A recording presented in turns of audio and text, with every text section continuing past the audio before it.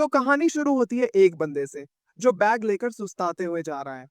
वो हंसते हुए बोलता है, मेरा नाम किनफेंग है और मैं एक कॉर्पोरेट मजदूर हूँ। दिन भर अपना पिछवाड़ा रगड़ता हूँ अपने बॉस के लिए। जैसे ही वो ये बोलता है सामने से बस आ जाती है और वो बोलता है, देखो बस भी आ गई। बस के आते ही लोग पागलों की तरह धक्का मुक्की करने लगते हैं। कोई चिल्ला रहा है, अबे हट सामने से, हटना। और उसी धक्का मुक्की में फेंक का मुंह सामने से आ रही लड़की के संतरों से टकरा जाता है। लड़की शर्म से लाल हो जाती है। ये देखकर लड़की का बॉयफ्रेंड तिलमिलाता हुआ आता है और फेंक उसे देखकर मन ही मन बड़बड़ाता है, अरे यार आज तो मेरी वॉट लग गई। और अगले ही पल बॉयफ्रेंड उसे एक जोरदार घूंसा जड़ देता है। फेक धड़ाम से दूर सड़क पे जा गिरता है। तभी एक गाड़ी आकर उसे ठोकर मारते हुए निकल जाती है।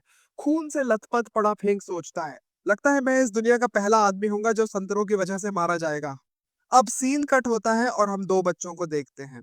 एक मस्त लेटा हुआ है पैर पे पैर रखकर और दूसरा उसके पैर का अंगूठा चूस रहा है। पहला बच्चा मन ही मन सोचता है, अरे यार ये कैसी घटिया मौत थी जिसकी वजह से मैं इस मिस्टीरियस वर्ल्ड हुआंगू में रीइंकारनेट हो गया हूँ। गुस्से में आकर वो दूसरे बच्चे को एक लात मारता है, अबे हट, क्या कर रहा है बे तू। तभी एक नोटिफिकेशन पॉपअप होता है, आपने चुने हुए बंदे को लात मारी है, आपको 10 विलन पॉइंट मिले हैं। दूसरा बच्चा एक कोने में जाकर रोने लगता है और पहला फिर से मस्त होकर लेट जाता है। अरे, इस बारे में बताना तो भूल ही गया, ये मेरा छोटा भाई है। ऐसे भी मेरी तरह चुना गया है इस दुनिया के लिए। अपने भाई की तरफ देखते हुए वो सोचता है, यार पिछले 10 साल से रीडर हूँ और मुझे पक्का पता है कि ऐसे बच्चे अपनी फैमिली के लिए सिर्फ बोझ होते हैं। फिर वो खुद से बोलता है, अब मुझे इससे पहले ही कुछ करना पड़ेगा ताकि अपनी फैमिली को बचा सकूं। अगला सीन कट होता है और हम एक प्रेग्नेंट औरत को देखते हैं जो किन फैमिली से है। बच्चा उसे देखते हुए बोलता है, ये मेरी माँ है, माउंट टाइबाई की एक संत। उसके हाथ में सूप के बाउल को देखते हुए वो सोचता है, ये मैजिकल सूप मेरे लिए है ताकि मुझे जन्म से ही एक धांसू बूस्ट मिल सके। फिर वो मन में बड़बड़ाता है, क्या ये सूप सच में मेरे लिए काफी होगा। तभी कैमरा उस औरत के बगल में बैठे आदमी पे जाता है जो बोल रहा होता है कि हमें 97 साल हो गए हैं इस मेथड को उपयोग करते हुए, जिसकी वजह से बच्चों की पैदाइश के दिन को बढ़ाया जा सकता है और हमें बस 3 साल और इंतजार करना है अपने बच्चे के लिए। मैं तो अभी से एक्साइटेड हूँ उसको देखने के लिए कि उसकी शक्ल मुझसे मिलती है या तुमसे। और बच्चा बोलता है, इस आदमी को मत पूछो, ये है किंतिप जो हमारी फैमिली का मुखिया है, मतलब ये मेरा बाप है। बच्चा एक्साइटेड होकर खड़ा हो जाता है, अब बारी है मेरे बारे में बात करने की। तभी पीछे हलचल होती है और वो देखता है कि उसका छोटा भाई उसके पिछवाड़े में नाक घुसेड़ रहा है। तिलमिलाते हुए वो उसे बुरी तरह पीटते हुए चिल्लाता है, अबे कुत्ते कमीने, तुझे और कुछ नहीं सूझता क्या। तभी सिस्टम में एक और नोटिफिकेशन आता है, आपने बंदे की धुनाई की है, आपको 30 विलन पॉइंट मिले हैं और बधाई हो। आपको ग्रेट एम्परर नेचुरल एबिलिटी की स्पिरिट मिल गई है जिसको कि सक्रिय कर दिया गया है और इसी के साथ साथ आपको मिला है एक और स्पिरिट जिसका नाम है the third three heavens fortune art, जिसको कि उपयोग किया जा रहा है। फिर अचानक उस बच्चे का शरीर चमकने लगता है और उसके चारों तरफ रोशनी की एक रिंग बन जाती है जिसका असर हमें बाहर भी देखने को मिलता है, जिसको देखकर सब लोग आपस में बातें करने लगते हैं, अरे ये बच्चा तो गजब निकला, पेट के अंदर होते हुए स्पिरिट लेवल पा लिया, ये तो सीधा संत बन जाएगा। उसका डैड खुश होकर बोलता है, मेरा बच्चा, मुझे तुम पे गर्व है। अंदर से बच्चा परेशान होकर सोचता है, यार ये लोग इतना शोर क्यों मचा रहे हैं, दिमाग खराब कर दिया मेरा। फिर वो अपने भाई की तरफ देखता है और मन ही मन सोचता है, क्या मुझे इसे फिर से मारकर अपना मूड ठीक करना चाहिए। उसका भाई डर के मारे कांपने लगता है। कुछ देर बाद हम देखते हैं कि उसने अपने भाई की फिर से धुनाई कर दी है। फिर हाथ झाड़ते हुए वो बोलता है, अरे प्यारे भाई, मुझे गलत मत समझना। अगर तुम्हें किसी को गाली देनी है तो उस बंदे को देना जिसने हमें इस रोल में फंसाया।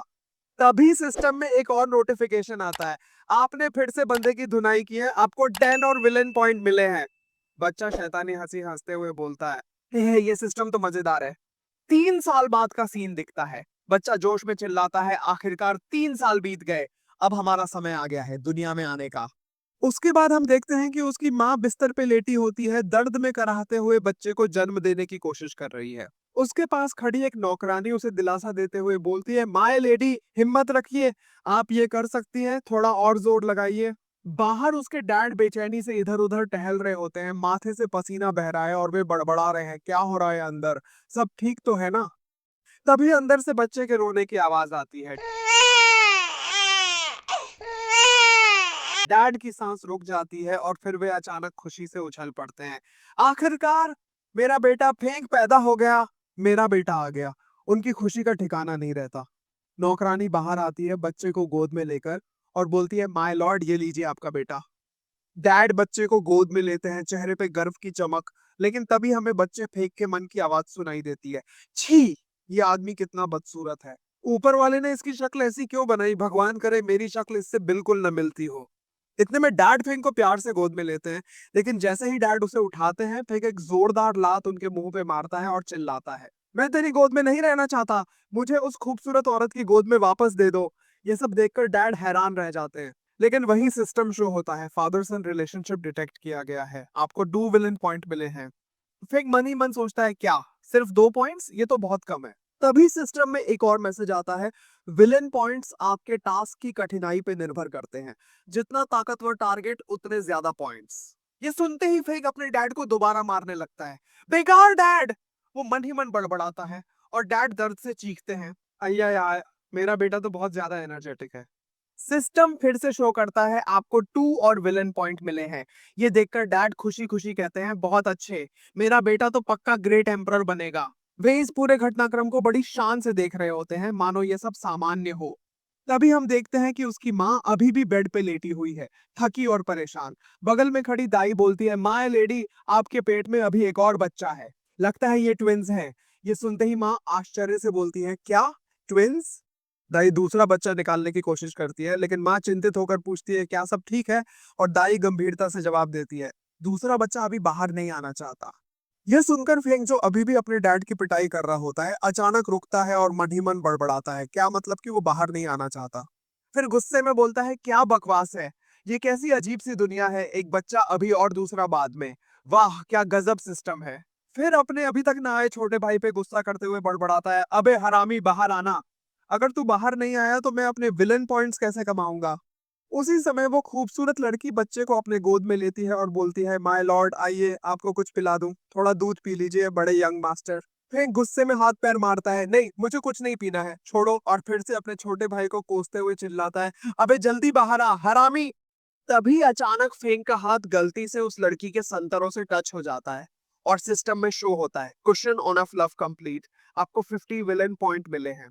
फेंग एक पल के लिए चौंकता है, लेकिन फिर उसे मजा आने लगता है। वो फिर से उन संतरों की ओर देखता है और दोबारा दबाता है। एक और मैसेज आता है, क्वेश्चन ऑफ लव कंप्लीट, आपको 50 और विलन पॉइंट मिले हैं। अब फेंग के चेहरे पे शैतानी मुस्कान आ जाती है, हे, तो ये है विलन बनने का असली मजा। उसके बाद हम देखते हैं कि कहानी 3 साल आगे बढ़ जाती है। फेंग अब 3 साल का हो चुका है और किन फैमिली के गार्डन में अपनी नौकरानियों के साथ मासूम दिखने वाली पर शरारत से भरी आंख में चौली खेल रहा होता है। एक तरफ से लड़कियों की आवाजें आती हैं, मास्टर मुझे पकड़ो, मैं इधर हूँ, मैं इधर हूँ। फेंक एक ऑरेंज बालों वाली लड़की के पीछे भागता है और अचानक से उसका कपड़ा पीछे से पकड़कर जोर से खींचता है, जिसके चलते, खैर इतना बताने से ज्यादा तुम खुद ही देख लो कितना बड़ा हरामी है ये बंदा। फेंक मस्ती भरी हंसी के साथ बोलता है, मैंने आपको पकड़ लिया, आप हार गई। वहीं लड़की अपना कपड़ा सही करते हुए शर्माती खड़ी रहती है। तभी सिस्टम शो होता है, होस्ट ने जेंटलमैन मिशन कंप्लीट कर लिया है, आपको 200 विलन पॉइंट्स मिले हैं। इसके बाद फेंक अपनी आंखों से पट्टी हटाते हुए बोलता है, चलो अब इतना काफी है। फिर उसके सामने एक स्क्रीन शो होती है जिसमें लिखा होता है, नाम Feng, 9th stage of kin and blood real. Screen पर मास्टर्ड स्किल्स भी दिखती हैं, थर्ड 3 हेवन फॉर्च्यून आर्ट, और उसके पास अब कुल 30,530 विलन पॉइंट्स होते हैं। फेंग अपग्रेड के ऑप्शन पर क्लिक करता है और स्क्रीन पर एक मैसेज शो होता है, अपग्रेड कंप्लीटेड। इसके बाद वह न्यू रियल्म को एक्टिवेट करता है। फेग अपने हाथ गोल गोल घुमाता है, जिससे एक एनर्जी बॉल बनती है। वह बॉल बड़ी होती जाती है और उसकी रोशनी हर तरफ फैल जाती है। फेग जोर से चिल्लाते हुए रोर करता है और जब एनर्जी चरम पे पहुंच जाती है, अचानक गायब हो जाती है। इसके बाद फेग शांत होते हुए बोलता है, तो आखिरकार मैं कमेंसमेंट रियलम तक पहुंच ही गया। तभी पीछे से तीनों लड़कियां उसे घूरती हैं। फेग उनके पास मुड़ता है और बड़ी मासूमियत से बोलता है, सिस्टर बीयू, मुझे अपनी गोद में लो ना। एक ब्राउन बालों वाली लड़की नीचे झुकते हुए मुस्कुराकर बोलती है, ठीक है।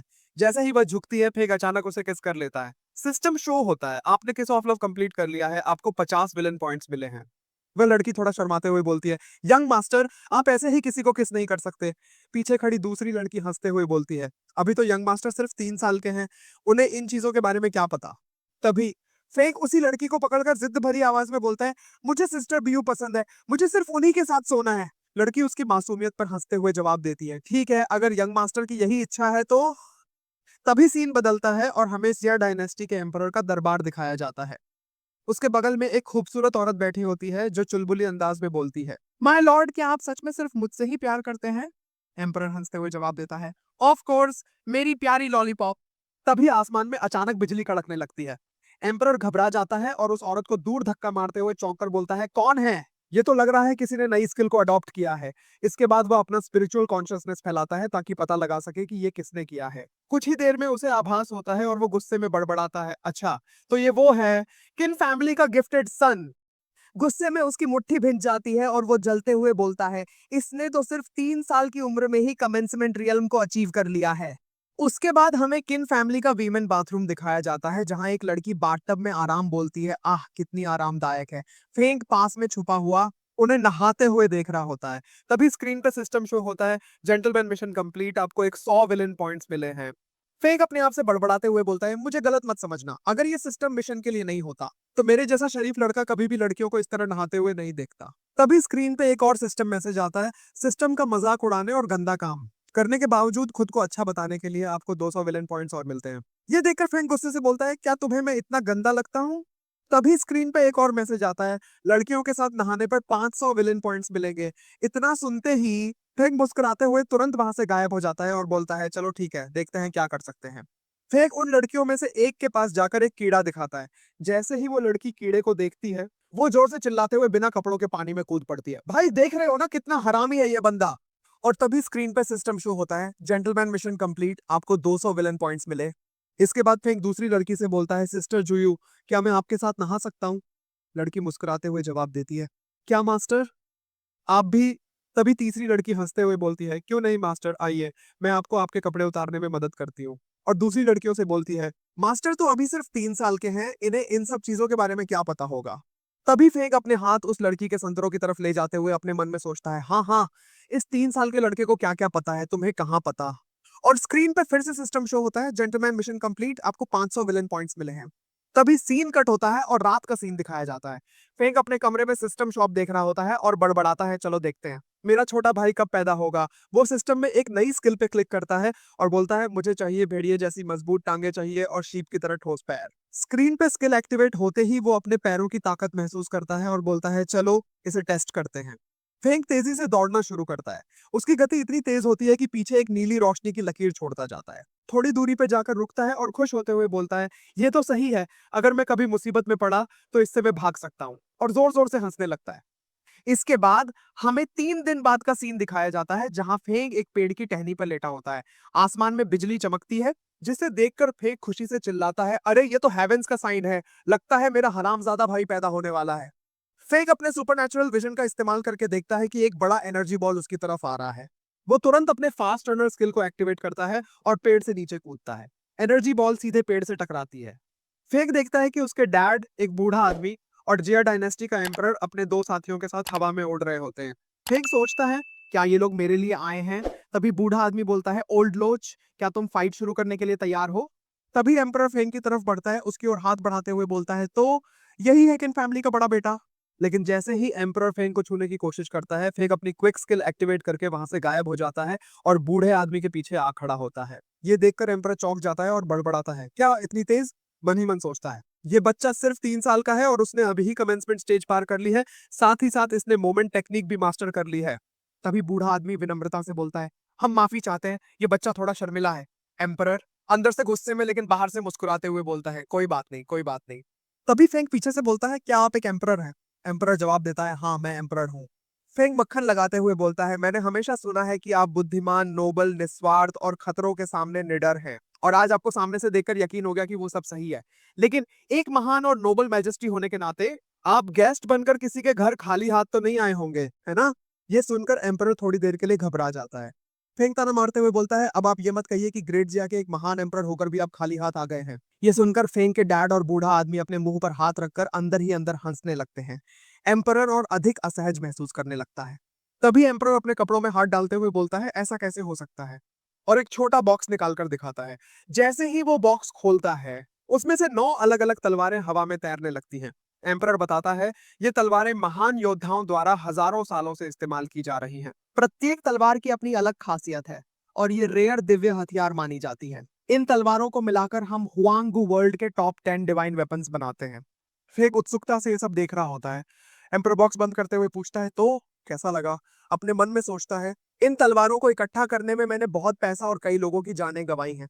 अब मुझे इनमें से एक तलवार इस लड़के को देनी होगी। अगर मैंने कुछ नहीं दिया तो मुझे अपनी इज्जत खोनी पड़ेगी। चलो मैं अपनी आंखें बंद करके इनमें से एक दे देता हूँ। लेकिन जैसे ही एम्परर अपनी आंखें खोलता है, देखता है कि उसका बॉक्स गायब हो गया है। वो चौंकता है और देखता है कि फेंग वो बॉक्स अपने हाथ में लिए खड़ा है। फेंग शैतानी मुस्कान के साथ बोलता है, thank you very much your majesty, मुझे ये 9 तलवारें देने के लिए। मन ही मन शैतानी हंसी हंसते हुए फेंग सोचता है, तो तुम मुझे सबक सिखाने आए थे? उससे पहले तुम्हें खुद को तैयार करना चाहिए था। एम्परर ये सब देखकर हैरान रह जाता है और उसे समझ नहीं आता कि अब वो क्या करे। तभी फेंक के डैड और बूढ़ा आदमी हंसते हुए कहते हैं, जैसा कि हमने आपका नाम सुना था, आपने अपनी 9 तलवारों को एक गिफ्ट के रूप में दिया है। हमने तो इसके बारे में कभी सोचा भी नहीं था। हमें तो डर है कि हम इसका बदला चुका भी पाएंगे या नहीं। बूढ़ा आदमी जोड़ते हुए बोलता है, मैजेस्टी, इनके पास 4 समुद्रों जितनी संपत्ति है, तो क्या इस तुच्छ गिफ्ट के बारे में क्या ही सोचेंगे। तभी फेंक के डैड बोलते हैं, मैजेस्टी के सामने पैसों की बात करना क्या उनका अपमान नहीं है? बूढ़ा फिर से बोलता है, हाँ मैं समझ गया, ये सिर्फ गिफ्ट नहीं है, ये उनकी महान सोच का प्रतीक है। उन्होंने ये गिफ्ट देकर अपनी महानता साबित की है। फेंक के डैड सहमति जताते हुए कहते हैं, हाँ ये सही है। आज से किन फैमिली हमेशा आपकी सेवा में रहेगी। अगर कोई भी आपके खिलाफ कुछ कहेगा तो पहले उसे हमारा सामना करना होगा। फिर फेंक के सिर पर हाथ फेरते हुए कहते हैं, बेटा क्या तुम अपने संस्कार भूल गए हो? जल्दी से मैजेस्टी के सामने झुककर उन्हें धन्यवाद कहो। फेंक झुकते हुए बोलता है, थैंक यू योर मैजेस्टी, आपकी महान कृपा के लिए।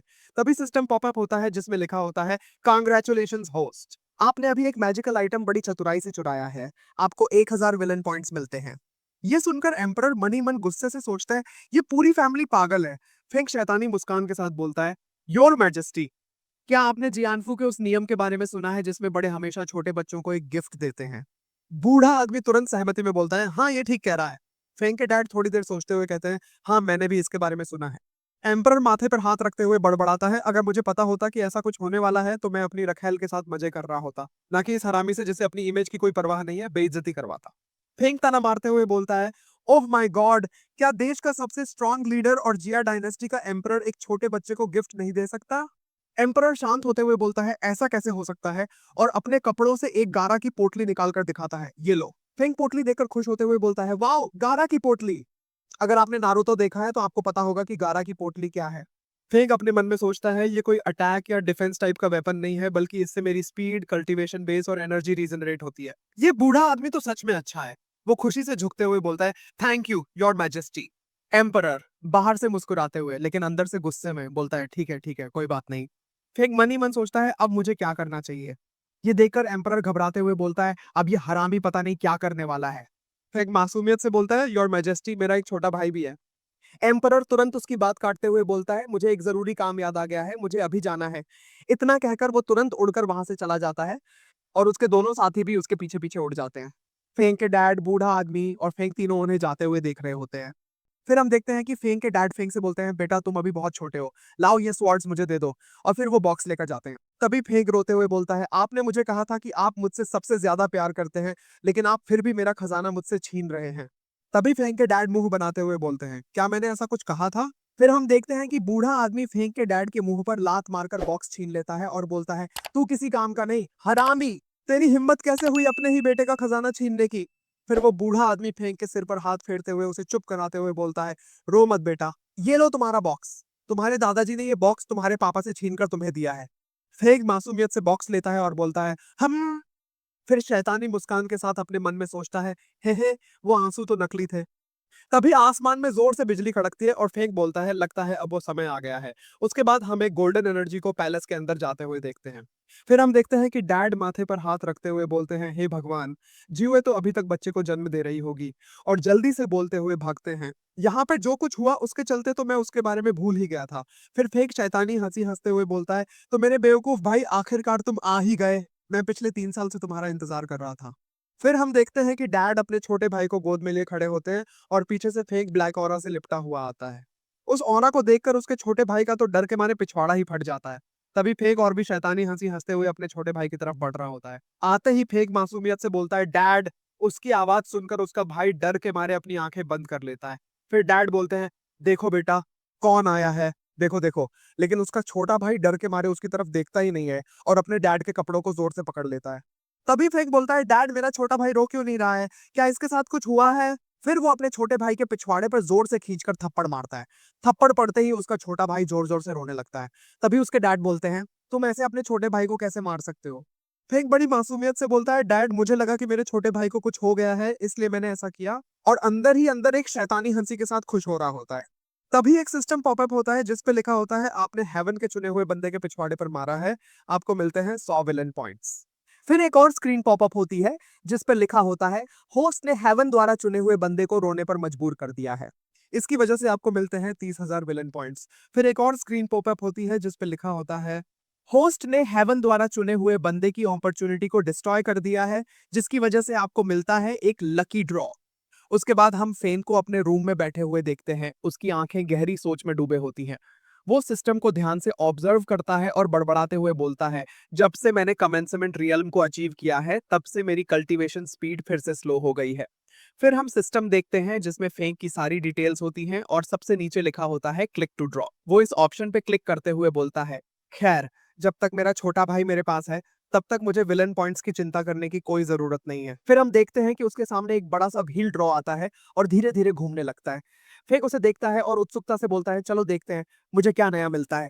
थोड़ी देर बाद वो व्हील एक पॉइंट पर रुकता है जिस पर लिखा होता है हेवन स्लेइंग स्वॉर्ड टेक्निक। और तभी सिस्टम पॉपअप होता है, "कॉन्ग्रेचुलेशन होस्ट, आपने जीता है हेवन स्लेइंग स्वॉर्ड टेक्निक।" वो उत्साह से चिल्लाता है, "अरे वाह, ये तो एक जबरदस्त टेक्निक है।"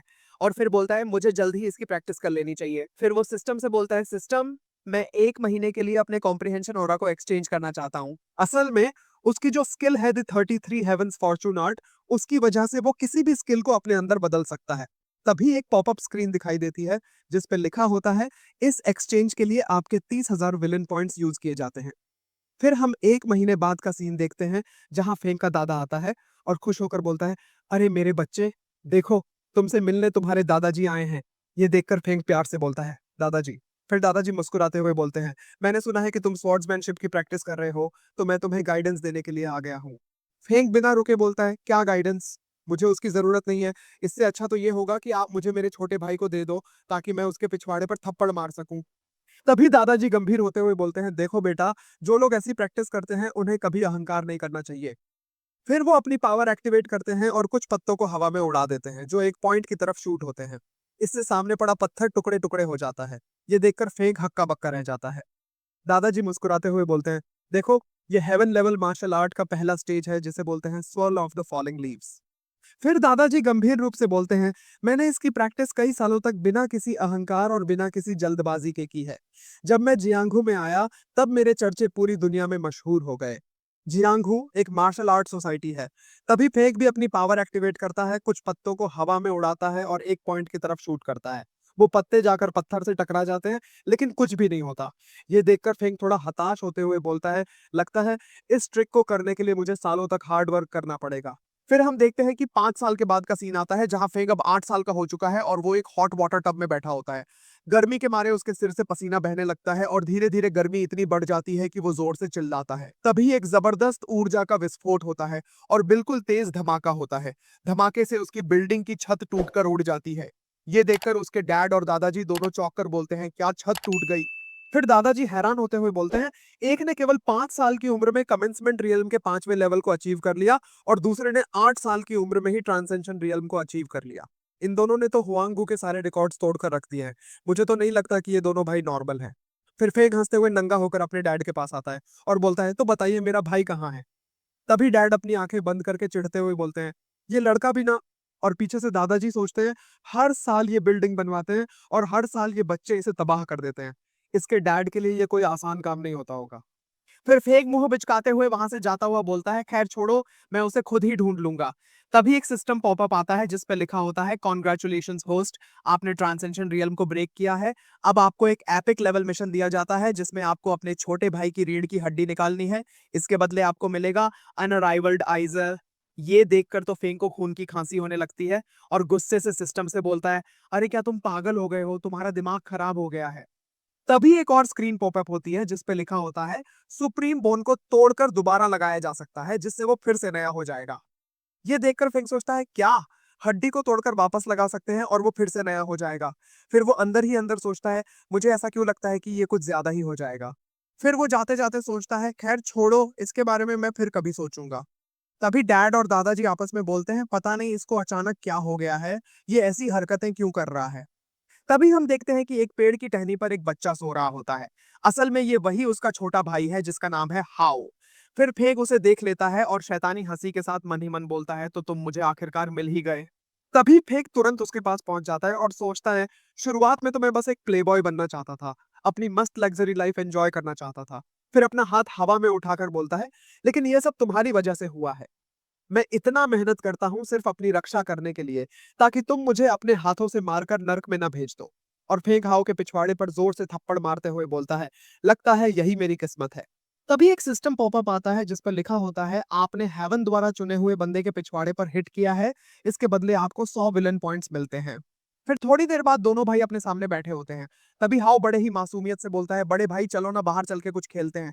फेग उसे नजरअंदाज करते हुए पूछता है, क्या तुम्हें खेलना है? हाओ हर्षित होते हुए बोलता है, हाँ हाँ। फेंग शैतानी हंसी के साथ मुस्कुराते हुए बोलता है, चलो ठीक है, चलते हैं। तभी हम एक मार्केट का सीन देखते हैं जहां दो बच्चे एक आदमी की लाश को देखकर रो रहे होते हैं। वे बड़े दुखी होते हुए बोलते हैं, डैड आप हमें छोड़कर क्यों चले गए? पास में खड़े लोग जो उन्हें देख रहे होते हैं बोलते हैं, कितना बुरा हुआ इनके साथ, उनके डैड इन्हें छोड़कर चले गए। फिर हम देखते हैं कि छोटा बच्चा बैठकर रो रहा होता है और बड़ा वाला एक कटोरा लिए खड़ा होता है। लोग पास आकर उसके कटोरे में सिक्के डालने लगते हैं और बोलते हैं, देखो कितने प्यारे बच्चे हैं, इनका तो बड़ा बुरा हुआ। लेकिन फिर हमें पता चलता है कि ये दोनों और कोई नहीं बल्कि फेंग और हाओ होते हैं। वे सिक्कों को गिनते हुए बहुत खुश होते हैं। हाओ खुशी से बोलता है, वाह बड़े भाई इतने सारे पैसे, इससे तो हम अच्छा खाना खा सकते हैं। फेंग मुस्कुराते हुए जवाब देता है, ठीक है, कैसा हो अगर तुम्हारा बड़ा भाई तुम्हें फ्राइड मीट और बैम्बू शूट्स खिलाए। हाओ थोड़ा सोचते हुए पूछता है, क्या फ्राइड मीट और बैम्बू शूट्स, क्या वो खाने में अच्छे होते हैं? असल में फेग अपने मन में बैम्बू शूट को एक डंडा और फ्राइड मीट को अपने भाई का पिछवाड़ा समझकर ये बातें कह रहा होता है, ताकि उसे विलन पॉइंट्स मिल सके। हाउ खुशी से बोलता है, ठीक है तो मैं वो खाऊंगा। और फेंग शैतानी हंसी हंसने लगता है। तभी हम देखते हैं कि वो जमीन पर पड़ा आदमी उठकर बैठ जाता है। सभी लोग डर के मारे चिल्लाते हैं, ये आदमी तो फिर से जिंदा हो गया। वो आदमी हैरान होकर सोचता है, क्या मैं फिर से जिंदा हो गया? अरे मैं मरा ही कब था? और फिर वो उठकर चलता हुआ बोलता है, खैर मुझे इन सबसे क्या लेना देना, मुझे तो भूख लगी है, मैं खाना खाने जा रहा हूँ। फिर हम देखते हैं कि हाओ के डैड उसके पिछवाड़े पे जूते से मारते हुए गुस्से से बोलते हैं, हर बार शैतानी करते हो तुम लोग। ये सब देखकर फेंक अंदर अंदर हंस रहा होता है और हाउ दर्द में चिल्लाकर बोलता है, डैड प्लीज मुझे छोड़ दीजिए, ये सब बड़े भाई का आइडिया था, प्लीज मुझे छोड़ दीजिए। तभी एक सिस्टम पॉपअप होता है जिसमें लिखा होता है, होस्ट ने चुने हुए बंदे को बुरी तरह से फंसाया है, इसके कारण आपको 200 विलन पॉइंट्स मिलते हैं। फिर हाउ जोर से चिल्लाते हुए बोलता है, प्लीज डैड मुझे इस बार छोड़ दीजिए, अगली बार से मैं ऐसा कुछ नहीं करूंगा। डैड गुस्से में बोलते हैं, क्या तुम चाहते हो मैं तुम्हें छोड़ दूं? जब तक मैं तुम्हें सही रास्ता नहीं दिखा देता तब तक तुम नहीं सुधरोगे। हाउ जोर जोर से रोते हुए बोलता है, stupid dad I hate you.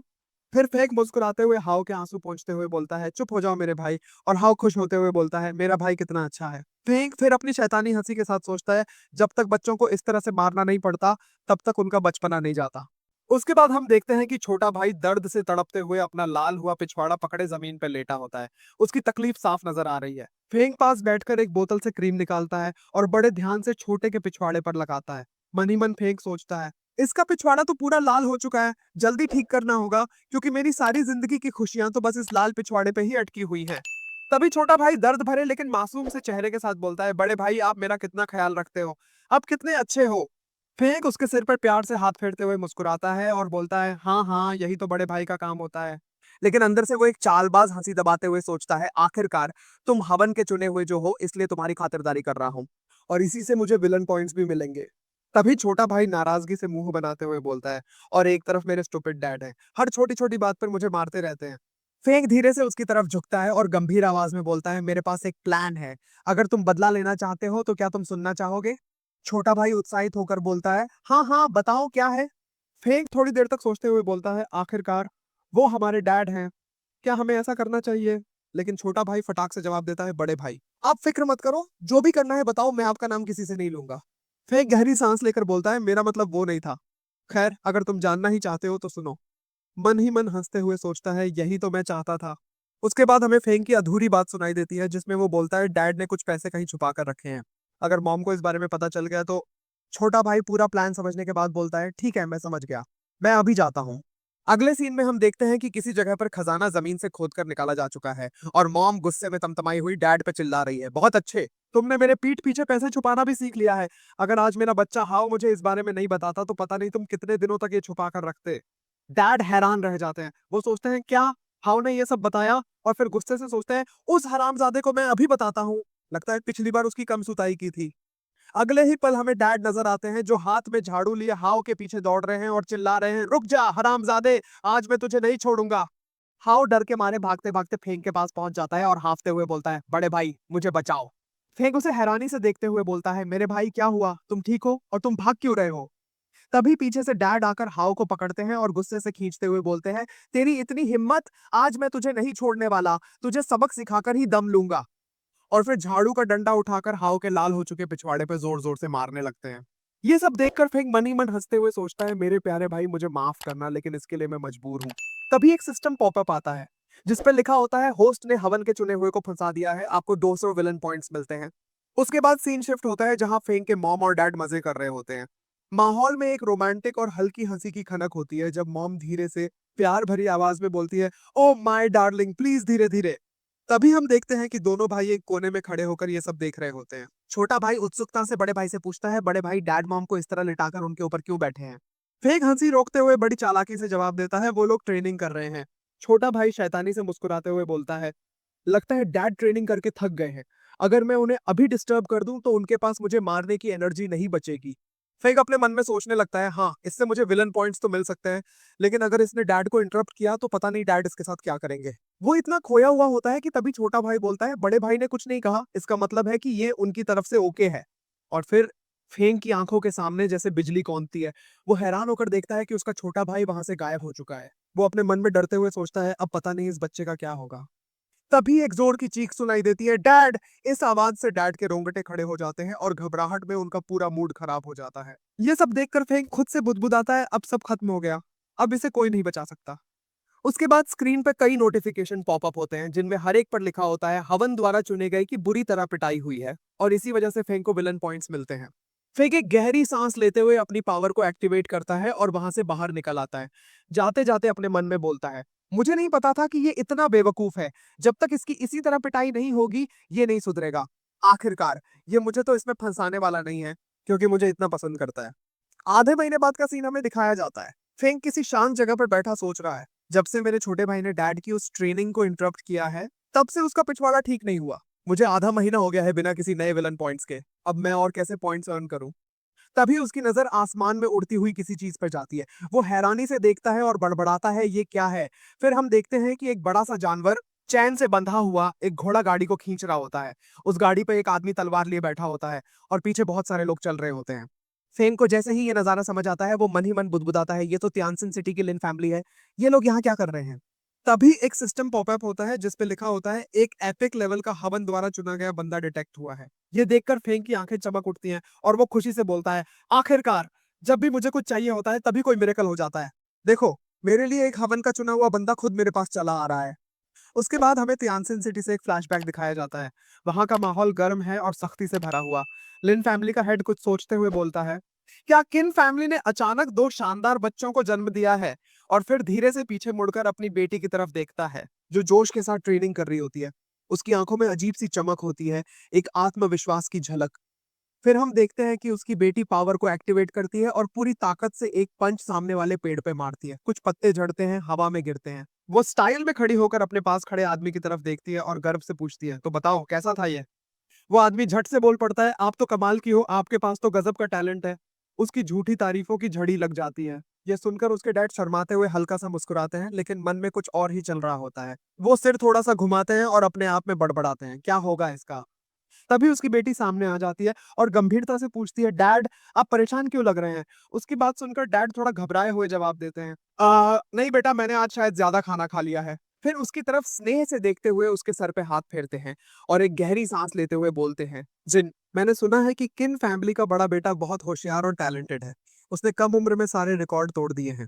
तुम क्या सोचती हो, क्या तुम उससे शादी करना चाहोगी। ये सुनते ही जिन के चेहरे के रंग उड़ जाते हैं। उसकी आंखों में एक हलचल होती है और वो घबराकर बोलती है, क क्या। उसके बाद वो गुस्से से चीखते हुए अपने डैड पे चिल्लाती है, डैड ये आप क्या कह रहे हैं, मैं अभी बच्ची हूँ, मैं कैसे शादी कर सकती हूँ। डैड हंसते हुए बोलते हैं, बेटा बच्चों का प्यार भी प्यार ही होता है। तुम चिंता मत करो, मैं बहुत ओपन माइंडेड हूँ, तुम चाहो तो शादी कर सकती हो। और फिर वे मजाकिया लहजे में उसे छेड़ते हुए बोलते हैं, तुम्हें प्यार करने की पूरी छूट है। लेकिन जिन गुस्से में तमतमाती हुई जाते हुए बोलती है, मैं चाहे जिंदगी भर कुंवारी रहूं, चाहे आंधी बन जाऊं, चाहे पागल हो जाऊं, लेकिन उस किन फैमिली के लड़के से शादी नहीं करूंगी। प्रेजेंट में सीन शिफ्ट होता है। अब हम देखते हैं कि फेंग के डैड उनका स्वागत कर रहे हैं। वहीं खड़ी जिन फेंग को पहली बार देखती है और अपने मन में सोचती है, तो ये है फेंग, और ये कितना हैंडसम है। उसकी नजरें फेंग पर ठहर जाती हैं, जैसे कुछ अनकही बातें दिल में जन्म ले रही हो। फेंग भी जान जाता है कि कोई उसे ध्यान से देख रहा है और सतर्क हो जाता है। जिन मुंह बनाते हुए अपने मन में सोचती है, हाँ तो क्या हुआ, ये हैंडसम है तो क्या, क्या मैं सिर्फ हैंडसम होने की वजह से इसे अपना हस्बैंड बना लूं। उसकी नाराजगी और अकड़ बढ़ती जाती है। तुम देखते जाओ, मैं तुम्हें जरा भी भाव नहीं दूंगी। उसके बाद जिन फेंग के पास आती है, उंगली दिखाते हुए गुस्से से बोलती है, तो तुम ही हो ना किनफेंग। उसकी आंखों में चुनौती की लहरें साफ दिख रही हैं। फिर अपने बगल में खड़े आदमी की तरफ इशारा करते हुए बोलती है, ये मेरा नया सर्वेंट है लिंसान। क्या तुम इससे लड़कर दिखाओगे कि तुम्हारे पास कितनी ताकत है। तभी उसके डैड पीछे से बोलते हैं, जिन ज्यादा रूड मत बनो। माहौल थोड़ी देर के लिए तनावपूर्ण हो जाता है। फेंग एक गहरी नजर जिन की तरफ डालते हुए सोचता है, तो यही है हेवन द्वारा चुना हुआ। फिर हल्का सा मुस्कुराते हुए बोलता है, मैंने हमेशा ध्यान में रखा है कि हाउ मेरा छोटा भाई है, और मैंने अपने मॉम और डैड को हमेशा इस बारे में सोचते हुए कभी भी अपनी पूरी ताकत का इस्तेमाल नहीं किया। उसकी आंखों में अचानक एक अलग सी चमक आ जाती है। पिछले 5 और 50 सालों में मैंने लगभग 2,40,000 विलन पॉइंट्स अर्न किए हैं। फिर उसकी आवाज में हल्की सी शैतानी हंसी घुल जाती है, लेकिन ये ना मेरा दोस्त है ना रिश्तेदार, तो अब मैं अपनी पूरी पोटेंशियल का इस्तेमाल कर सकता हूँ। तब फेंग के डैड जिन के डैड की तरफ देखते हुए अपने मन में सोचते हैं, इसने कहा तो है कि रूडली बिहेव मत करो, लेकिन इसके अंदाजा से नहीं लगता कि ये वाकई यही चाहता है। एक हल्की सी सरकास्टिक स्माइल के साथ वो फेंग के पास आकर बोलते हैं, ठीक है, ये बुरा आइडिया नहीं है, जाओ तुम्हें खेलने के लिए एक नया साथी मिल गया है। फेंग हंसते हुए जवाब देता है, हाँ। तभी सामने से सान आता है, सिर झुकाकर विनम्रता से बोलता है, प्लीज मुझे कुछ सिखाइए। फेंग बिना देरी की अपनी पावर को एक्टिवेट करता है। दादा से सीखी हुई घातक technique swirl of the falling leaves को तैयार कर सान पर हमला करता है, लेकिन सान अपनी स्वॉर्ड की मदद से उस अटैक को आसानी से डॉज कर लेता है, और फिर अपनी पावर एक्टिवेट करके अपनी स्वॉर्ड से एक तेज स्लाइस मारकर उस अटैक को बीच से काट देता है। ये देखकर पीछे से जिन एक्साइटमेंट में बोलती है, वाह ये कितना इंप्रेसिव है। फेंग के मन में एक शैतानी मुस्कान उभरती है। इसके एक स्विंग में इतनी ज्यादा एनर्जी यूज हो गई, यही सही मौका है दूसरा अटैक करने का। फिर फेंग अपनी अनकंस्ट्रेंड फैंटम टेक्निक का इस्तेमाल करते हुए बोलता है, अब मैं तुम्हारी वीकनेस का फायदा उठाऊंगा। लेकिन सान अपनी स्वॉर्ड से उसके पंच को भी ब्लॉक कर लेता है। इससे वहां एक बड़ा एनर्जी ब्लास्ट होता है। तभी एक सिस्टम पॉपअप होता है, आपने हेवन द्वारा चुने गए बंदे को हिट किया है, आपको 200 विलन पॉइंट्स मिलते हैं। एनर्जी के खत्म होते ही सान अपनी स्वॉर्ड से तुरंत फेंक पर अटैक करने के लिए चार्ज करता है। फेंग चौंक कर मन में सोचता है, क्या ये भी इतना तेज है, और एक ऊंची बैकफ्लिप मारकर उसके स्वॉर्ड अटैक से बचता है और दूर जाकर रेडी हो जाता है। पीछे से जिन एक्साइटमेंट से चिल्लाती है, ग्रेट जॉब सान, जाओ और इसे सबक सिखाओ। फेंग मन में सोचता है, तो ये होता है जब कोई अपने से ज्यादा ताकतवर के सामने खड़ा होता है। लेकिन फिर वो कॉन्फिडेंस से खड़ा होता है और एक शैतानी हंसी के साथ 9 तलवारें समन करता है, जिन्हें उसने एम्परर से लिया था। तभी सबकी निगाहें ऊपर उठती हैं। आसमान से वो 9 तलवारें चमकती हुई नीचे आने लगती हैं। ये नजारा देखकर जिन के डैड का चेहरा सफेद पड़ जाता है और शौक में चीखता है, ये तो वास्ट स्काई 9 स्वॉर्ड्स हैं। उसके बाद जया के डैड चेहरे पे सीरियसनेस लाते हुए फेंग के डैड से बोलते हैं, मैंने सुना था कि तुम लोगों ने एम्परर के साथ चीट करके ये 9 स्वॉर्ड और टियानबाओ गॉड को ले लिया था। मुझे लगा था कि ये सब रूमर्स हैं, लेकिन मैंने कभी नहीं सोचा था कि ये सब सच होगा। तब फेंग के डैड शर्म से हंसी छुपाते हुए एक पल के लिए नजरें झुका लेते हैं। जिया के डैड हंसी रोकते हुए बोलते हैं, ओह इन लॉ, मेरा मतलब तुम्हें नीचा दिखाने का नहीं था। फेंग के डैड अपनी गहरी नाराजगी को जाहिर करते हुए मुंह बनाकर बोलते हैं, कौन है तुम्हारा इन लॉ। हम देखते हैं कि फेंग आंखों में जलन और एक्साइटमेंट के साथ जोर से चिल्लाते हुए उन 9 तलवारों से एक हो जाने के लिए बोलता है। सारे 9 तलवारें आसमान में घूम घूम कर आपस में मर्ज होने लगती हैं और एक बड़ी सी तलवार में कन्वर्ट हो जाती हैं। फेंग के डैड गर्व से फूले हुए बोलते हैं, मेरा बेटा एक ग्रेट एम्परर बनने के लायक है, और जिया डिनेस्टी के एम्परर ने उसे ये 9 स्वॉर्ड देकर कुछ गलत नहीं किया। ये सब सुनकर जिया के डैड घबराते हुए और थोड़े कंसर्न स्वर में बोलते हैं, तुम्हें नहीं लगता कि तुम ये सब बताकर अपनी फैमिली के राज खोल रहे हो। तभी हम देखते हैं कि फेंग बड़ी तलवार को पकड़कर अटैक करने के लिए प्रिपेयर्ड हो जाता है। उसके चेहरे पर डिटर्मिनेशन और इमेंस करेज झलकता है। इस दृश्य को देखकर सामने से सान एक गर्व भरी और चैलेंज वाली मुस्कान के साथ बोलता है, चाहे तुम्हारे पास 9 स्वॉर्ड्स की ताकत हो, लेकिन फिर भी तुम मेरे ओपोनेंट बनने के लायक नहीं हो। और तभी एक खतरनाक स्लैश मारकर वास्ट स्काई स्वॉर्ड अटैक को यूज करता है और बोलता है, लो इसे संभालो। उस स्लैश की वजह से एक ऑरेंज कलर की एनर्जी फेंग की तरफ बढ़ने लगती है। ये देखकर फेंग और जिया दोनों के डैड फियर और कंसर्न से भरे हुए एक साथ चिल्लाते हैं, नहीं ये ठीक नहीं है, ये तो बहुत ज्यादा डेंजरस है।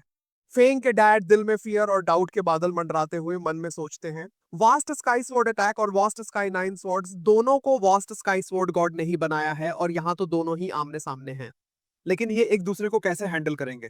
सीरियस होकर अपने मन में सोचते हैं, चाहे फेंग बहुत ज्यादा टैलेंटेड है लेकिन फिर भी वो है तो 8 साल का ही, वो इस vast sky sword gods attack को कैसे रोक पाएगा।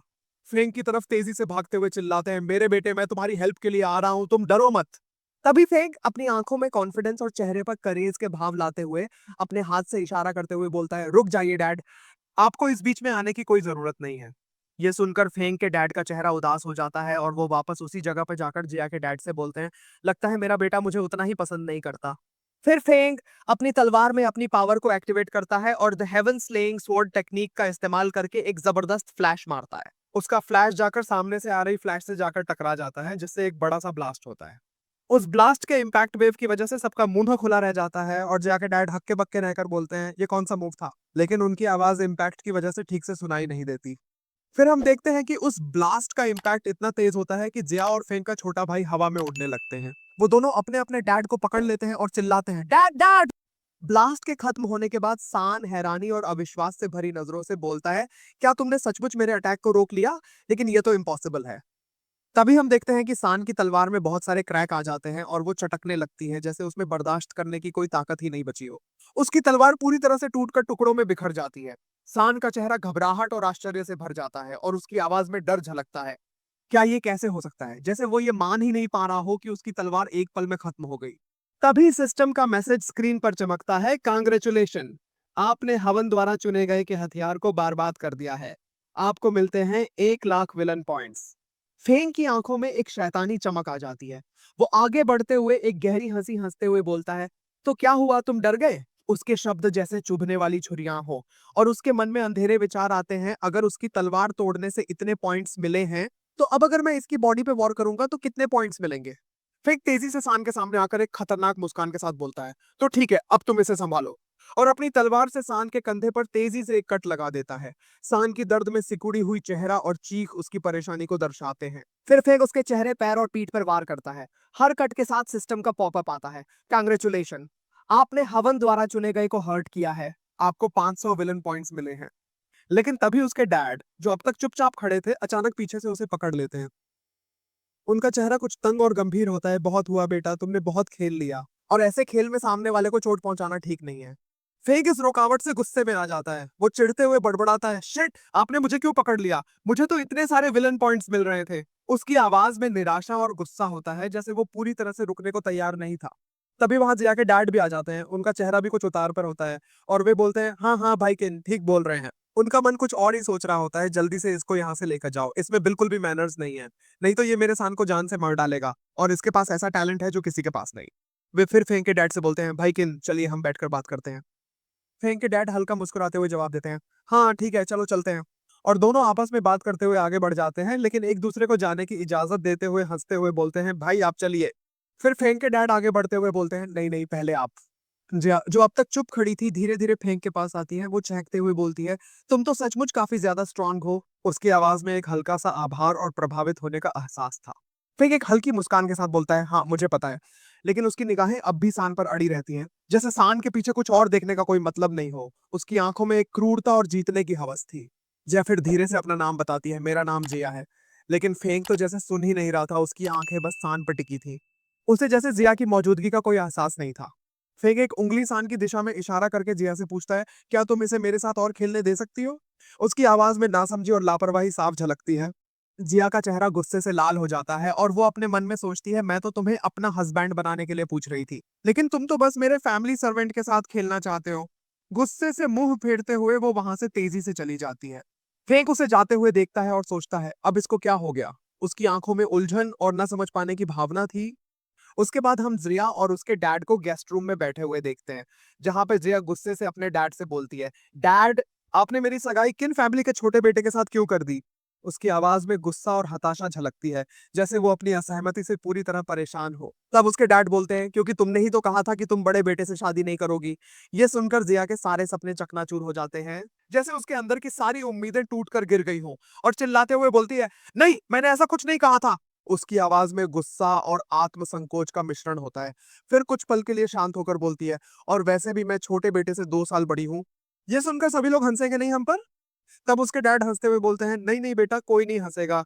आज के समय पे तो बड़ी औरत के साथ छोटे आदमी का रिलेशनशिप पॉपुलर है। जिया कुछ पल के लिए चुप रहती है, उसकी नजरें झुकी होती हैं जैसे वो खुद को कमजोर महसूस कर रही हो। फिर मुंह बनाते हुए बोलती है, अगर लोगों को पता चलेगा कि मेरा हस्बैंड मुझसे 2 साल छोटा है तो वो यही बोलेंगे कि लिन फैमिली ने अपनी पावर बढ़ाने के लिए किन फैमिली से जबरदस्ती अपनी बेटी की शादी कर दी है। और जब उसका बड़ा बेटा नहीं माना तो उसके छोटे बेटे के साथ ही अपनी बेटी की शादी करवा दी है। उसका दिल चिढ़ और गुस्से से भरा हुआ है। तब उसके डैड गुस्से से चिल्लाते हुए जोर से बोलते हैं, हाँ तो गलती क्या है दूसरे बेटे की बीवी बनने में? और अगर किसी ने भी लिन फैमिली की बेटी के बारे में कुछ भी उल्टा सीधा बोला तो उसकी फैमिली के लिए अच्छा नहीं होगा। तभी जिया बोलती है, डैड आप इतना चिल्ला क्यों रहे हैं? उसकी आवाज में थोड़ी चिंता और असमंजस झलकती है। तब उसके डैड आवाज को शांत करते हुए बोलते हैं, सॉरी सॉरी, मैं थोड़ा बहक गया था। तब जिया बोलती है, जो भी हो मैं साफ साफ बता रही हूँ, मैं छोटे बेटे से शादी नहीं करूंगी। ये सुनकर उसका डैड चौंकते हुए बोलते हैं, जिया क्या तुम्हें फेक पसंद आने लग गया है? उनके मन में हैरानी और असमंजस का मिश्रण था। तब जया गुस्से और तिरस्कार से भरकर झुंझलाते हुए बोलती है, कोई नार्सिसिस्ट ही होगा जो उसे पसंद करेगा। तब उसके डैड हल्के से मुस्कुराते हुए, थोड़ा मजाक करते हुए और शांत करने की कोशिश करते हुए बोलते हैं, फिर तो ठीक ही है ना, तभी तो हमने तुम्हारी शादी छोटे बेटे के साथ कर रहे हैं। ये सुनकर जया गुस्से से तमतमाते हुए और चिल्लाते हुए बोलती है, आप मुझे बिल्कुल पसंद नहीं करते, मैं जा रही हूं यहां से। ये देखकर उसके डैड चिंता और उलझन से घिरे अपने मन में बोलते हैं, ये मेरी बेटी को क्या हो गया है, ये ठीक तो है ना? उसके बाद हम फेंग और जिया के डैड को बाहर बैठकर शादी की बातें करते हुए देखते हैं। फेंग गहरे विचारों में खोकर और उलझन में सोचता है, इनको देखकर मेरे दिमाग में इतना कुछ चल रहा है, समझ नहीं आ रहा है कि मैं बोलूं या ना बोलूं। जब मैं उस समय उस बंदे से फाइट कर रहा था तब ये दोनों हमें खूब सपोर्ट कर रहे थे, मानो एक दूसरे के दुश्मन हो, और अब देखो ये दोनों बैठकर शादी की बातें कर रहे हैं।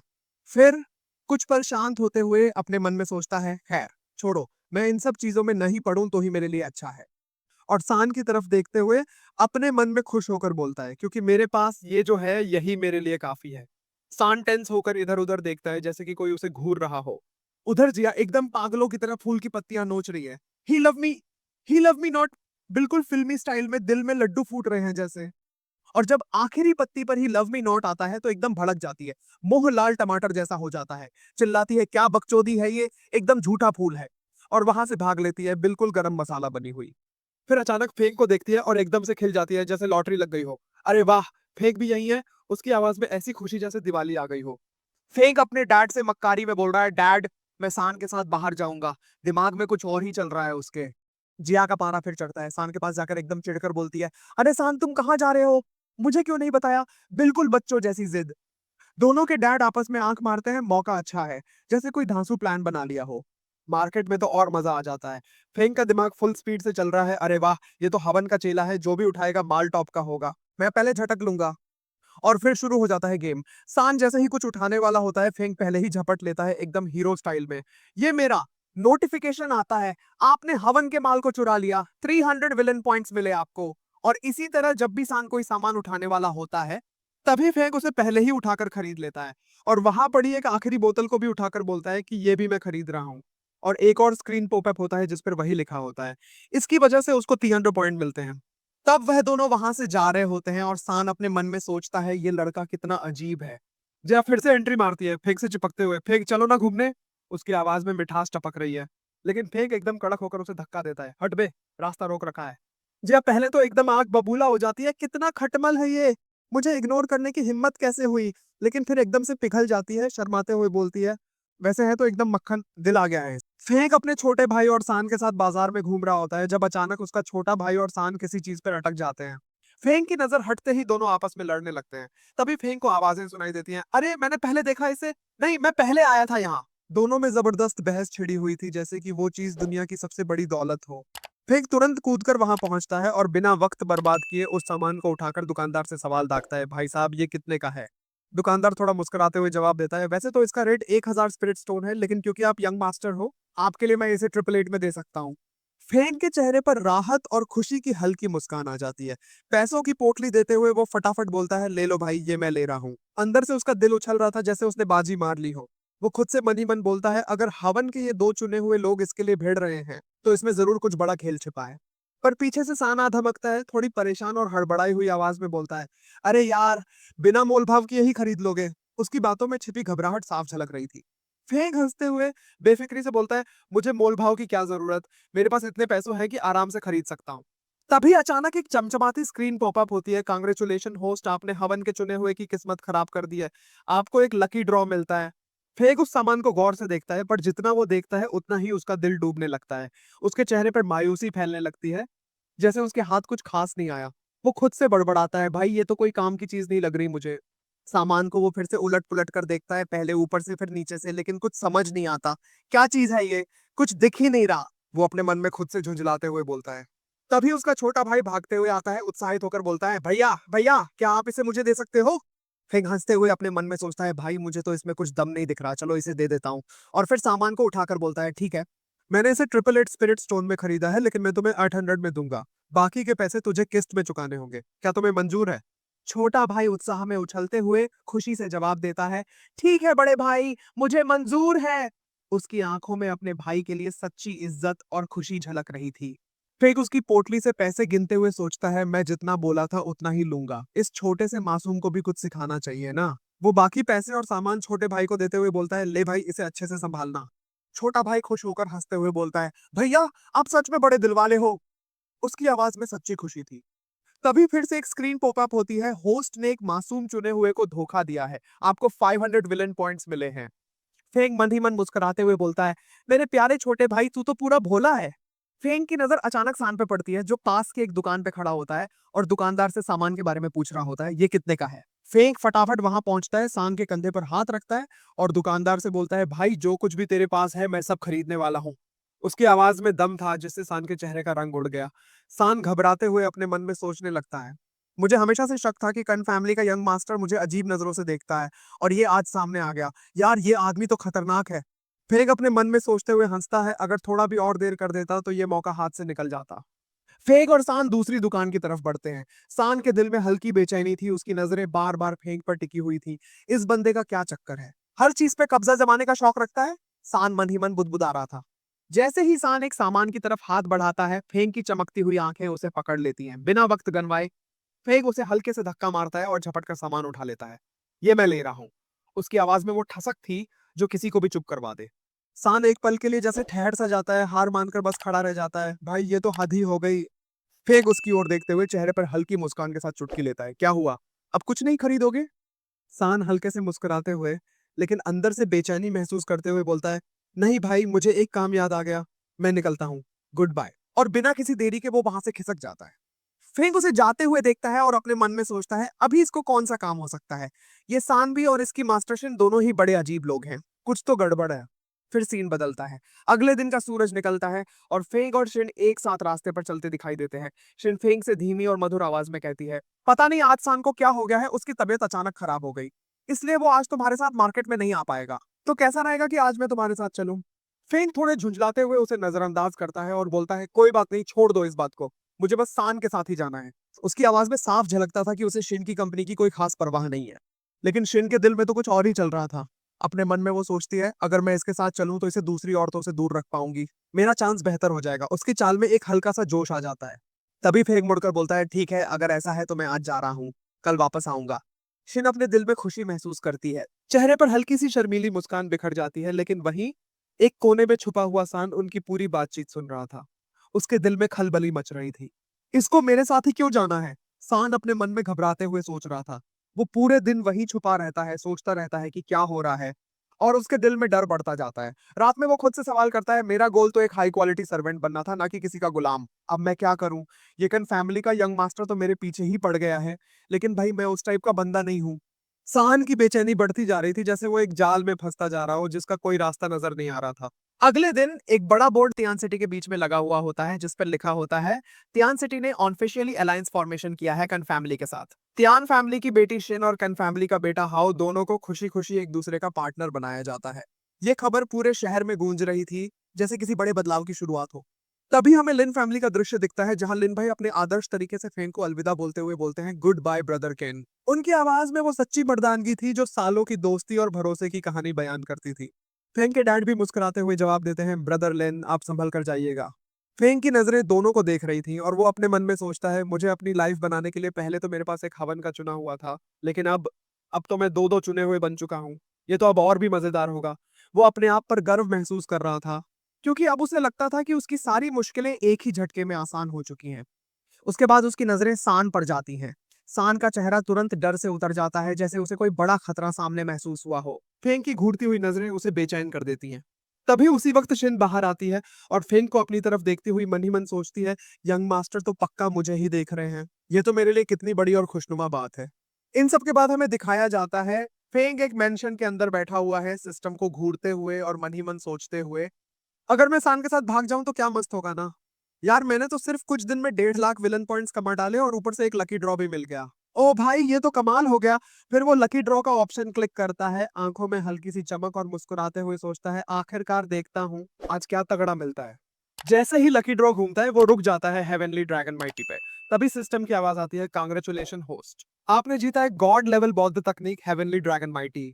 इस ड्रैगन पैटर्न की वजह से आप किसी भी बौद्ध गॉड लेवल तकनीक का उपयोग कर सकते हैं और ये आपकी दुश्मनों से लड़ने में मदद करेगा। फेंग की बॉडी के अंदर एक जलन सी महसूस होती है और वो चमकने लगता है, चारों तरफ गोल्डन ड्रैगन घूमने लगता है और फिर वो ड्रैगन जोर से दहाड़ते हुए फेंक के पास आता है। गुस्से में चीखते हुए वो ड्रैगन अंदर समा जाता है। फेंक के शरीर में बिजली सी दौड़ जाती है, सांसें ताजगी से भर जाती हैं। हांफते हुए सोचता है, क्या यार इस ड्रैगन पैटर्न से मुझे गॉड लेवल बौद्ध तकनीक मिल सकती है। ठीक है, ट्राई करता हूँ। फिर वो गुस्से और जोश के साथ चिल्लाता है, हेवनली ड्रैगन माइटी। आखिरकार एक पीली लाइट उसकी आंखों से निकलती है और इतनी तेज कि छत में छेद कर देती है। ये देखकर फेंक घबराकर सोचता है, ओ भाई ये तो थोड़ा ज्यादा हो गया, अगली बार इसे ठंडा करके करना चाहिए था। और फिर धीरे धीरे बैठते हुए सिस्टम से बोलता है, सिस्टम मुझे अपना अपडेट देना, अब कोई मिस्टेक नहीं चाहिए। लेकिन अचानक चारों ओर एक बार फिर से येलो एनर्जी बनने लगती है। ठीक इसी वक्त बाहर से उसके दादाजी और डैड दौड़ते हुए अंदर आते हैं और चिल्लाते हुए बोलते हैं, फेग क्या तुम ठीक हो, यहाँ क्या हो रहा है। दादाजी की आंखें चौड़ी हो जाती हैं जब वो देखता है, क्या फिर से नई पावर अनलॉक कर ली इस लड़के ने, ये तो सच में किसी सुपर हीरो से कम नहीं है। वहीं पीछे से डैड को अंदर से एक डर सा लगता है और वो सोचते हैं, क्या नहीं फिर से मेरा घर टूट जाएगा। तभी एक और सिस्टम पॉपअप होता है, कांग्रेचुलेशन होस्ट, आपने थर्ड स्टेज को पार किया है, आपके 1 लाख पॉइंट्स कट गए हैं। फिर एक और पॉपअप आता है, कांग्रेचुलेशन होस्ट, आपने सेकंड स्टेज भी पार किया है, आपके 30,000 पॉइंट्स कट गए हैं। ये सुनते ही फेंक के चेहरे से खून उड़ जाता है। उसकी आंखों में डर और घबराहट साफ दिखाई देती है और वो बड़बड़ाते हुए सोचता है, क्या कितने पॉइंट्स कट गए हैं मेरे। सिस्टम की आवाज आती है, आपके कुल 1,30,000 पॉइंट्स कट चुके हैं। यह सुनकर फेंक की हालत खराब हो जाती है। वो सिर झुकाकर सोचता है, क्या मेरी सारी सेविंग्स तो खत्म हो गई, मैं अब क्या करूंगा, और फिर बेहोश हो जाता है। ये देखकर उसके दादाजी और डैड दोनों डर के मारे चीखने लगते हैं, फेंक फेंक क्या हुआ तुम्हें।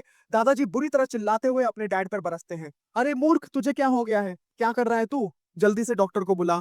फेंक ने तो एक नई एबिलिटी अनलॉक की है, जल्दी कर, जल्दी से इसे रिकवर करना होगा। तो अगले दिन का सीन शिया डायनेस्टी से शुरू होता है, जहां सब लोग चर्चा कर रहे होते हैं।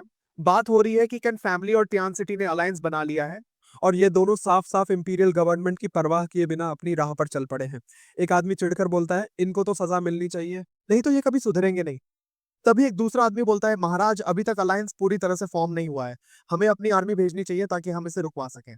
फिर एक और आदमी बोलता है, क्या तुम सोचते हो कि कैन फैमिली और टियान सिटी के लोग इतने कमजोर हैं कि हम उन्हें डरा के ये अलायंस तोड़वा लें, तुम्हें लगता है ये लोग झुकने वाले हैं।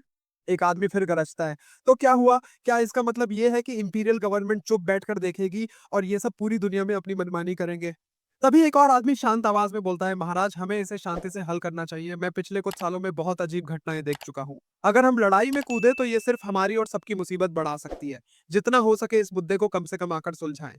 तभी बगल से एक और आदमी बोलता है, हाँ महाराज, जब से कैन फैमिली के 2 हेवनली चुने हुए बच्चे पैदा हुए हैं तब से ये सबके दुश्मन बन चुके हैं, हमें इन्हें जल्द से जल्द खत्म कर देना चाहिए वरना ये हमारे लिए सबसे बड़ा खतरा बन जाएंगे। एम्परर अपने मन में सोचता है, अगर मुझे शिया डायनेस्टी को ऊपर रखना है तो मुझे इन बड़ी बड़ी ताकतवर डायनेस्टी से हाथ मिलाना पड़ेगा, लेकिन इससे समय बहुत लगेगा और तब तक कैन फैमिली के ये बच्चे बहुत बड़े हो चुके होंगे। अगर ऐसे बच्चे मेरी शिया डायनेस्टी में होते तो मैं खुद को कभी इन सब परेशानियों में नहीं डालता। अब हमें कैन फैमिली के मुख्य हॉल में दिखाया जाता है, जहां सब लोग बैठकर बात कर रहे होते हैं। एक आदमी अंदर आता है और सबको हालात बताता है। फिर फेंग के डैड बोलते हैं, क्या अब वो लोग हम पे एक्शन लेने वाले हैं। ये ठीक नहीं है, लेकिन फिर भी वॉर तो वॉर ही होता है। जब से हमने टियान सिटी के साथ अलायंस बनाया है, यिन डायनेस्टी के लोग हमेशा हमें ट्रैक कर रहे थे और अब ये शिया डायनेस्टी वाला फायदा उठा सकते हैं। अगर हम पत्तियां सही तरीके से ना खेलें तो हमें खत्म कर सकते हैं, ताकि आगे चलकर हम उनकी गद्दी ना हड़प लें। फेंग के दादा बोलते हैं, हाँ तुम सही कह रहे हो, कैन फैमिली जिया डायनेस्टी के अंदर आती है और उन लोगों को हमेशा डर बना रहता है कि एक दिन उनका पोता उन्हें हराकर खुद इंपीरियर बन जाएगा। फेंक चुपके से सबकी बातें सुन रहा होता है और फिर सोचता है तो ये लोग सच में वार करने जा रहे हैं, अब मुझे क्या करना चाहिए, क्या मैं भाग जाऊं? लेकिन फिर अपने मन में सोचता है नहीं, मुझे ऐसा नहीं करना चाहिए। मैंने तो सोचा था कि मैं इस दुनिया में पुनर्जन्म हुआ हूँ, तो मुझे कम से कम लोगों से इमोशनल अटैचमेंट रखना चाहिए था। बट पिछले 8 सालों में इन सब लोगों ने हमेशा मेरा साथ दिया है और मुझसे प्यार किया है, तो ठीक है, मुझे कुछ करना होगा। फिर फेंक अंदर जाता है और जोर से चिल्लाता है, डैड मेरे पास एक सॉल्यूशन है, सुनिए। फेंक के डैड गुस्से में बोलते हैं, तुम जाओ यहाँ से, ये बड़ों की बातें हैं, तुम्हारे लिए यहाँ कोई काम नहीं है। तभी फेंक के दादाजी चुप कराकर बोलते हैं, तुम चुप रहो। फिर फेंक से बोलते हैं, ठीक है बेटा, बताओ तुम्हारे पास क्या सॉल्यूशन है, हम सुनना चाहते हैं। फेंक के डैड गुस्से में बोलते हैं, ये कभी नहीं सुधरेंगे, समझ रहे हो? फेंक पूरी सख्ती से बोलता है, ये सारी स्थिति मेरे और मेरे छोटे भाई हाउ की वजह से हुई है। रॉयल फैमिली को लगता है कि हम अपनी पावर से उन पे काबू पा लेंगे, तो क्यों ना हम खुद को और मेरे छोटे भाई को कहीं छुपा दें ताकि ये वार रुक जाए। फेंक के दादाजी सोचते हुए बोलते हैं, अगर हम तुम्हें कुछ दिनों के लिए छुपा दें तो भी शिया रॉयल फैमिली शांत नहीं बैठेगी। वे तब तक नहीं रुकेंगे जब तक तुम दोनों मर नहीं जाते। फेंक गहरी सांस लेकर बोलता है, हाँ आप सही कह रहे हैं, इसके लिए मेरे पास एक आइडिया है, लेकिन ये खतरनाक है। क्यों ना हम मेरे छोटे भाई हाउ की सुप्रीम बोन निकाल दें। जब फेंक अपने दादाजी के सामने प्लान रखता है, दादाजी थोड़े चौंकते हुए बोलते हैं, क्या ये प्लान सच में काम करेगा? इसी बीच डैड का गुस्सा 7वें आसमान पर पहुंच जाता है। वो चिल्लाते हुए बोलते हैं, नहीं, मैं इसके खिलाफ हूँ। हाँ, अभी सिर्फ 5 साल का है, इतनी छोटी उम्र में वो कैसे इतना दर्द सह पाएगा? ये नामुमकिन है, वो बहुत तकलीफ में होगा। दादाजी एक गहरी सांस लेकर बोलते हैं, कुछ पाने के लिए कुछ खोना पड़ता है। अगर हाओ को सुप्रीम बनना है तो उसे ये दर्द झेलना ही होगा। उसे अपनी सुप्रीम बोन वापस लानी होगी, तभी वो और ताकतवर बन सकेगा। लेकिन एक सवाल है फेंक, तुम अपने आप को कैसे छुपाओगे? फेंक की आंखों में गंभीरता झलकती है। वो धीरे से बोलता है, आप सबको यही कहना होगा कि बड़े बेटे को छोटे बेटे की हेवनली गिफ्ट से जलन हो गई थी। उसने गुस्से में आकर हाओ की सुप्रीम बोन निकाल दी। जब हम उसे पकड़ने गए तो वो घर छोड़कर भाग गया। अब से जो भी उसे देखे उसे जान से मार दे। डैड का गुस्सा अब हद पार कर चुका था। वो फिर चिल्लाते हैं, नहीं, मैं इसे कभी मंजूरी नहीं दूंगा, ये बहुत खतरनाक है। आसपास खड़े लोग धीरे धीरे बात करने लगते हैं, क्या हाउ जो अभी केवल 5 साल का है उसे इतना दर्द सहना होगा, और बड़ा भाई, उसे तो फिजिकल और मेंटल दोनों दर्द से गुजरना होगा। कितना साहसी है ये फेंक, अपनी फैमिली को बचाने के लिए इतना बड़ा कदम उठा रहा है। डैड का गुस्सा शांत नहीं होता। वो और तेज आवाज में बोलते हैं, ये इंसानियत के खिलाफ है, हम ऐसा कैसे कर सकते हैं? अगर वो युद्ध चाहते हैं तो हम भी लड़ेंगे। वो फेंक के पास जाते हैं, उसके कंधे पर हाथ रखते हैं और प्यार से बोलते हैं, तुम फिक्र मत करो बेटा, चाहे कुछ भी हो जाए, मैं तुम्हारी सुरक्षा करूंगा। मेरी जान भी चली जाए तो भी तुम्हें कुछ नहीं होने दूंगा। फेंक अब गंभीर होकर जवाब देता है, मैं इस फैमिली का बड़ा बेटा हूं, और अगर मुझे ये बलिदान देना पड़े तो मैं तैयार हूं। तभी सिस्टम का एक पॉपअप आता है जिसमें लिखा होता है, होस्ट ने पाखंडी विलन की तरह एक्ट किया है और दूसरों को गुमराह किया है। आपको मिलता है एक इन्वेंट्री फंक्शन। फेंग के चेहरे पर हल्की सी मुस्कान आती है। दादाजी फिर से बोलते हैं, लेकिन फेंग, ये सब करने से तुम्हें बहुत मुश्किलों का सामना करना पड़ेगा। अगर तुमने ये कदम उठाया तो वापसी का कोई रास्ता नहीं होगा। फेंग की आवाज में अब और भी गहरी गंभीरता होती है। वो बोलता है, मुझे इससे कोई डर नहीं है दादाजी, अगर तलवार को युद्ध में भेजना है तो पहले उसे तेज करना होगा। अगर इंद्रधनुष देखना है तो बारिश में भीगना पड़ेगा। अगर मुझे काबिल बनना है तो ये सब झेलना ही पड़ेगा।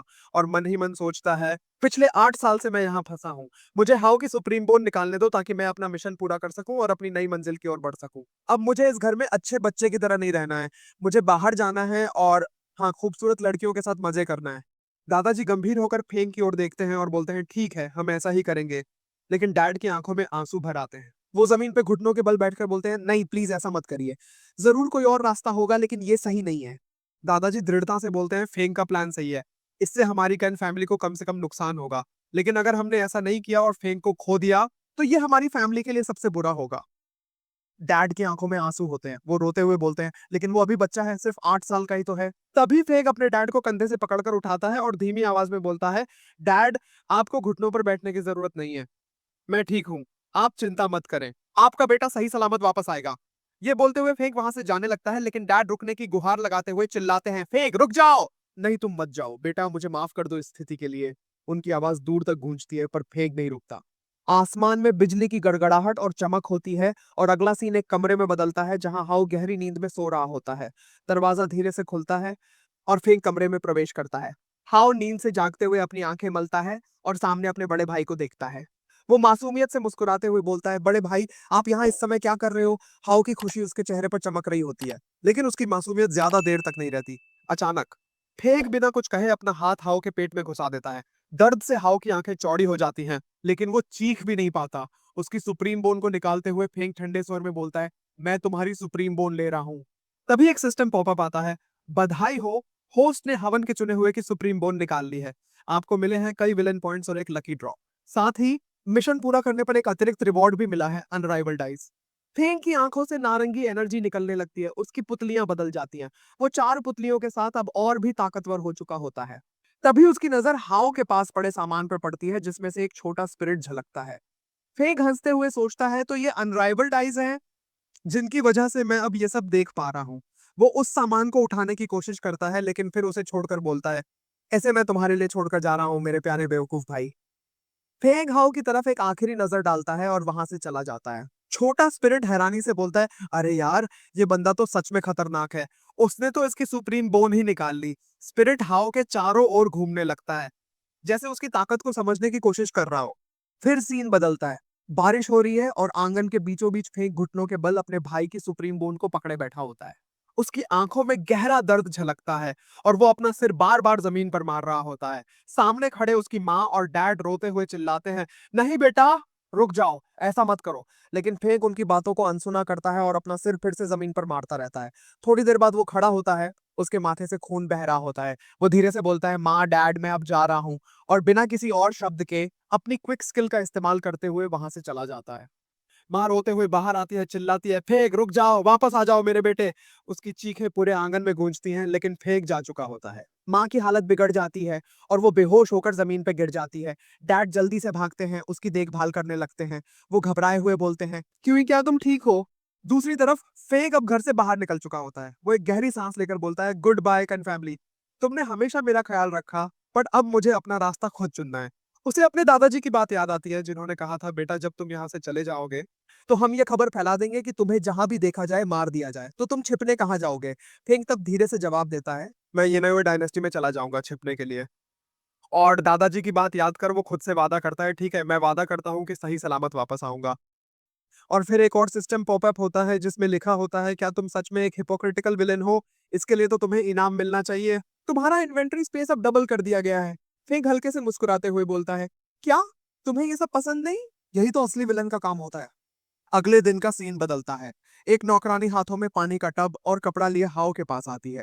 मुस्कुराते हुए बोलती है, यंग मास्टर, उठने का समय हो गया है। सूरज निकल चुका है, चलिए जल्दी से उठ जाइए। लेकिन जैसे ही वो हाओ को खून से लथपथ देखती है, उसके होश उड़ जाते हैं। उसके हाथों से टब गिर जाता है और वो जोर से चिल्लाने लगती है, नहीं, ये क्या हो गया है? जल्दी से कोई आओ, कोई है? यंग मास्टर पे हमला हुआ है और वो बेहोश पड़े हैं। फिर हमें दिखाया जाता है कि हाओ के पूरे शरीर पर पट्टियां बंधी हुई हैं और उसके डैड पास में बैठे हैं। आसपास खड़े लोग धीरे धीरे बातें कर रहे होते हैं। सुना है कि ये सब बड़े यंग मास्टर ने किया है। दूसरा हैरानी से पूछता है, क्या बड़े यंग मास्टर? लेकिन ये कैसे हो सकता है? सब जानते हैं कि वो फैमिली के सबसे अच्छे बेटे हैं, वो कैसे ऐसी हरकत कर सकते हैं? नौकरानी भी भावुक होकर बोलती है, नहीं, ऐसा नहीं हो सकता। मैंने उन्हें बचपन से बड़ा होते देखा है, वो ऐसा कभी नहीं कर सकते। तभी डैड गुस्से में चिल्लाते हुए बोलते हैं, ये सब उसी हरामजादे फेंक ने किया है। फिर खांसने की एक्टिंग करने लगते हैं और खांसते खांसते उनके मुंह से खून निकलने लगता है। ये देख लोग घबरा जाते हैं और उन्हें संभालते हुए बोलते हैं, फैमिली हेड, क्या आप ठीक हैं? तभी पीछे से दादाजी आते हैं। उनकी आवाज में कठोरता होती है। फेक हमेशा से अपने भाई की शक्ति से जलता था। उसने गुस्से में आकर उसकी सुप्रीम बोन निकाल दी। जब हमने उसे रोकने की कोशिश की तो उसने हम पर हमला कर दिया और कैन फैमिली छोड़कर भाग गया। आज मैं एक प्रीवियस हेड के नाते घोषणा करता हूं कि फेन को कैन फैमिली से बेदखल किया जाता है। उसे गद्दार घोषित किया जाता है और जहां भी वो दिखे उसे तुरंत मार दिया जाए। ये सुनकर लोगों में हलचल मच जाती है। क्या उन्हें मार दिया जाए? अगर ऐसा हुआ तो हमारा छोटा मास्टर कमजोर हो जाएगा और बड़े यंग मास्टर भी चले गए हैं। कैन फैमिली बहुत कमजोर हो जाएगी। दादाजी की आवाज में दृढ़ता होती है, चाहे कुछ भी हो, इस तरह की हरकतें हमारी फैमिली के लिए ठीक नहीं है। इसके बाद सीन बदलता है। हमें शिया डायनेस्टी का दरबार दिखाया जाता है, जहां यह खबर फैल चुकी है कि कन फैमिली का होनहार बेटा अपने ही भाई की सुप्रीम बोन निकालकर भाग गया है। शिया डायनेस्टी का एम्परर इस खबर को सुनकर हंसते हुए बोलता है, ये तो कमाल की बात है। लगता है कि ऊपर वाला भी अब हमारे साथ है। अब हमें उन बेवकूफों की चिंता करने की जरूरत नहीं है। दरबार के सभी लोग एक स्वर में बोलते हैं, महाराज अमर रहे, महाराज अमर रहे। फिर सीन बदलता है। हमें फेक जंगल में घोड़े पे बैठा दिखता है, जो कहीं जा रहा होता है। वो सिस्टम खोलकर हंसते हुए बोलता है, ये तो बेहतरीन हुआ, मैंने बहुत सारे विलन पॉइंट्स बचा लिए। और फिर एक्सचेंज पे क्लिक करता है।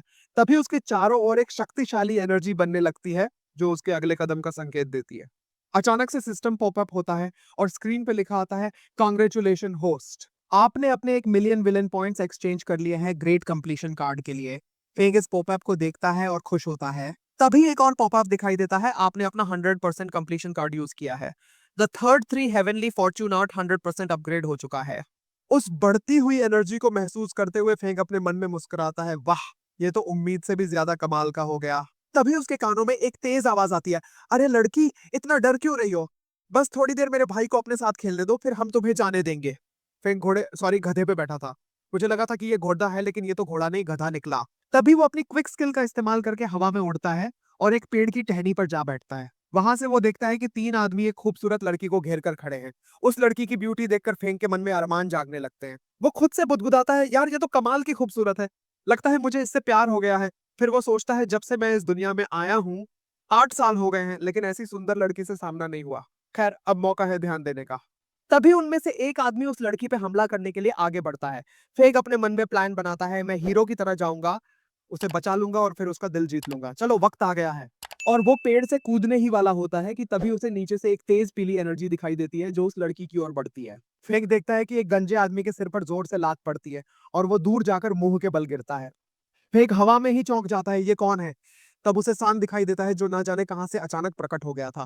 फेक भी जमीन पर गिरता है और सांड अपनी तलवार निकालकर उस लड़की को अपने पीछे कर लेता है। वो तलवार दिखाते हुए उन आदमियों से बोलता है, तुम्हारी हिम्मत कैसे हुई एक अकेली अबला लड़की का फायदा उठाने की? फेक अभी भी हक्का बक्का खड़ा था। वो सोचता है, ये सांड अचानक यहाँ कहां से टपक पड़ा। तभी उनमें से एक आदमी गुस्से में चिल्लाता है, अबे तू कहां से आ गया हरामजादे, और तेरी हिम्मत कैसे हुई माइटी टाइगर गैंग से पंगा लेने की? तभी दूसरा आदमी एक फोटो दिखाते हुए बोलता है, भाई ये तो उसकी तरह ही लग रहा है, देखो। वो फेंक की ओर इशारा करता है। पहले वाला आदमी ध्यान से देखता है और हंसते हुए बोलता है, अरे हाँ, ये वही है, अब तो हम अमीर बन जाएंगे। सान उन लोगों की बातें सुनकर बोलता है, तुम लोग आपस में क्या फुसफुसा रहे हो और तुम लोग क्या करने वाले हो? उसकी नजर अचानक फेंक पर पड़ती है और वो फेंक का अजीब सा चेहरा देखकर हैरान हो जाता है। तभी वो तीनों आदमी अपने कपड़े उतार देते हैं और एक अजीब सी गोली निगल लेते हैं। सान ये देखकर परेशान हो जाता है, ये तो बसर्क पिल है, इसे खाने से लड़ाई की ताकत दोगुनी हो जाती है। लेकिन ये लोग मजे करने वाले थे, फिर इन्होंने ये गोली क्यों खाई? अपने मन में फेंक और उन आदमियों की प्लानिंग को समझते हुए सान घिन महसूस करता है, छी, कितना गंदा है ये। और सोचता है, इससे पहले कि पिल का असर हो, मुझे उन पे हमला करना चाहिए, वरना। वो इतना सोच ही रहा था कि अचानक बगल से एक नीली एनर्जी निकलती है और उन तीनों आदमियों पे हमला करती है। सान देखता है कि वो फेंग है, जिसने अपनी तलवार से उन तीनों पर अटैक किया है और साइड में खड़ा हो गया है। उनमें से एक आदमी गुस्से में चिल्लाता है, तू हरामजादे, और फिर वो तीनों वहीं जमीन पे गिर जाते हैं। तभी एक सिस्टम पॉपअप आता है, कांग्रेचुलेशन होस्ट, आपने 3 लोगों को मार डाला है, आपको 300 विलन पॉइंट्स मिले हैं। सान ये देखकर अपने मन में सोचता है, फेग अब पहले से भी तेज और ज्यादा ताकतवर हो चुका है। फेंग सान को देखकर हंसते हुए बोलता है, अरे सान, तुम भी यहाँ, क्या कोइंसिडेंस है? तभी वो लड़की जो अब तक चुप थी सान के पास आकर शुक्रिया बोलती है, मेरा नाम जीवान है और थैंक यू सो मच मेरी मदद करने के लिए। सान प्यार से मुस्कुराते हुए बोलता है, ये तो हमारा काम है, राह चलते लोगों की मदद करना, की आप थैंक यू मत बोलिए। लेकिन फेंक गुस्से में बड़बड़ाता है, क्या बात है, सारी मेहनत मैंने की और थैंक यू तो सिर्फ इसको, ये तो सही नहीं है। इतने में उन 3 आदमियों में से एक अपनी जेब से एक फ्लेयर गन निकालता है और बोलता है, ये 10,000 स्पिरिचुअल स्टोन का मामला है, तुम हमसे बच नहीं सकते। वो फ्लेयर गन आसमान में फेंकता है और तुरंत ही आसमान में एक बड़ा टाइगर का मुंह बन जाता है। फेंक देखते हुए बोलता है, ये तो माइटी टाइगर गैंग का सिंबल है। फिर वो आदमी हंसते हुए खून की उल्टी करता है और बोलता है, हमारे leader third state spiritual martial realm में है और वो बहुत ही खतरनाक है, अब तुम लोग मरने के लिए तैयार हो जाओ। ये सुनकर जीवान डरते हुए बोलती है, क्या? Third stage spiritual martial realm? ये बहुत खतरनाक है। सान उसे शांत करते हुए बोलता है, आप डरिए मत, हम आपकी रक्षा करेंगे। लेकिन फेग ने उसका हाथ पकड़कर वहां से भागने की सोची और हंसते हुए बोलता है, तो ठीक है, ये सब मैं तुम पर छोड़ता हूँ, गुड लक और संभाल लेना उस आदमी को। सान गुस्से में चिढ़ते हुए बोलता है, क्या ये ठीक नहीं है, जल्दी से वापस आओ। लेकिन फेग अपने मन में हंसते हुए सोचता है, तुम्हें बड़ा शौक था ना हीरो बनने का, अब जाओ भुगतो। साथ ही टाइगर गैंग के लोग उनके सिंबल को देखकर कहने लगते हैं, अरे ये तो इमरजेंसी का सिग्नल है। उनका लीडर खुश होकर बोलता है, आखिरकार उन लोगों ने उस गद्दार फेंक को ढूंढ लिया, चलो भाई लोग उसे पकड़ने चलते हैं। एक आदमी बोलता है, लेकिन लीडर हम तो यहाँ खजाना ढूंढने आए थे ना। लीडर जवाब देता है, कोई बात नहीं, पहले हम उस फेंक को पकड़ेंगे फिर खजाना ढूंढ लेंगे। अब फेक जीवान को लेकर भाग रहा होता है और सान अपने मन में सोचता है, अगर ये मुझसे ज्यादा ताकतवर बंदा यहाँ से भाग रहा है तो मुझे भी यहाँ से भागना चाहिए, वरना इन लोगों के हाथों मेरी ऐसी तैसी हो जाएगी। वो भी फेक के पीछे दौड़ने लगता है, चिल्लाते हुए बोलता है, भाई फेक, रुको, मैं भी आ रहा हूँ। जीवान चौंक कर पीछे मुड़कर बोलती है, क्या तुम भी आ रहे हो? अभी तो तुम मुझे बचाने की बात कर रहे थे, अब क्या हो गया? तभी सिस्टम का पॉपअप आता है, आपने चुने हुए बंदे का जो गॉडेस फेवर मिला था उसे बर्बाद कर दिया है, इसके लिए आपको 500 विलन पॉइंट्स मिलते हैं। फेक खुद में सोचता है क्या इस तरह भी मुझे पॉइंट्स मिल सकते हैं? ये तो जैसे मुझे एक नई स्किल मिल गई हो। सान हंसते हुए बोलता है, भाई फेंग, मुझे आपकी ताकत के बारे में तो पता था, लेकिन अब भी समझ नहीं आ रहा कि तुम क्यों भाग रहे हो। फेंग मुस्कुराते हुए जवाब देता है, वो इसलिए क्योंकि अगर तुम दूसरों की पावर पर भरोसा करोगे और कोई तुम्हारी मदद करने आएगा, तो तुम कभी एक असली मर्द नहीं बन सकते।